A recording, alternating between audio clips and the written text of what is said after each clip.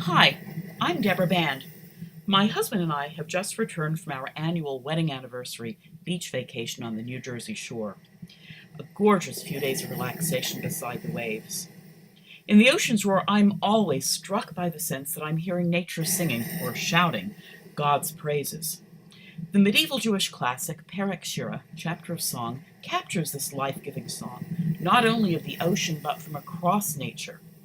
Its composer put short biblical praises of God from across the Hebrew Bible into the mouths of stars and beetles and horses, all kinds of wonders of the natural world.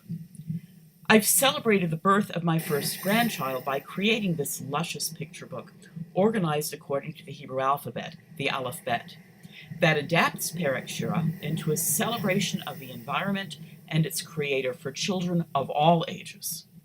In All the World Praises You, honeybees for my name and dahlias for my granddaughter lead you on a wild ride through our precious environment, replete with non-denominational spiritual joy and environmental ethics. Let me share with you just a little bit of this celebration of nature. Who of us is not overcome by the power and enormity of the ocean? Just like many of us who stand at water's edge, the psalmist sensed God's power in the roar and rush of the ocean's waves. He expressed the feeling in this verse from Psalm 93. The seas say, with roaring of rushing waters and mighty breakers, the Lord thunders on high. This whole short psalm focuses specifically on how the ocean displays God's great power, harking back to the primordial waters prior to the separation of the waters on the second day of creation. Only God, the psalm continues, is more powerful than the roar of the ocean. The most important of all rabbinic commentators on Tanakh and Talmud, Rashi, Rabbi Shlomo Yitzchaki, who lived in 11th century France, associated this verse with God's protection of Israel, invoking the strong hand and outstretched arm, the Yad Chazaka Uvizro Netuyah, with which God brought us out of Egypt. I know that more than the voices of many waters which roar over us, he wrote, you are mighty, O Lord, and your hand is powerful over them. My small painting of the ocean emphasizes the change from calm to violent waves.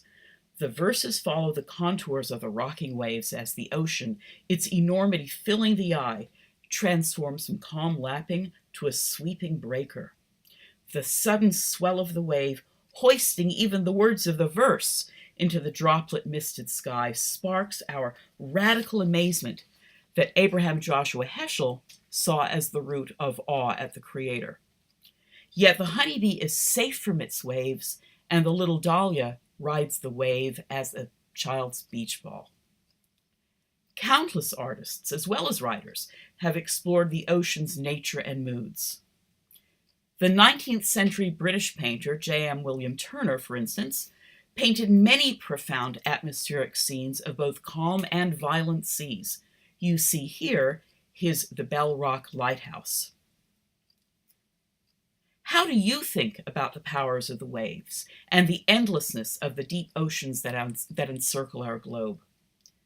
As you contemplate the ocean, knowing both its power and fragility in the wake of human impact, in what ways can you relate your own life to both its health and power?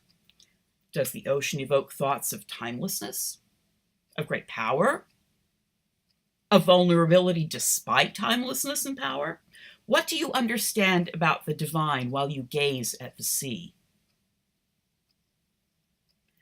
You'll find this painting and more information on All the World Praises You on its webpage, along with materials geared for younger and older students and adults, rich discussions of the painting's meaning, the letter itself, explorations in environmental science, and even links to citizen science programs. I'm so excited about these. Do check them out.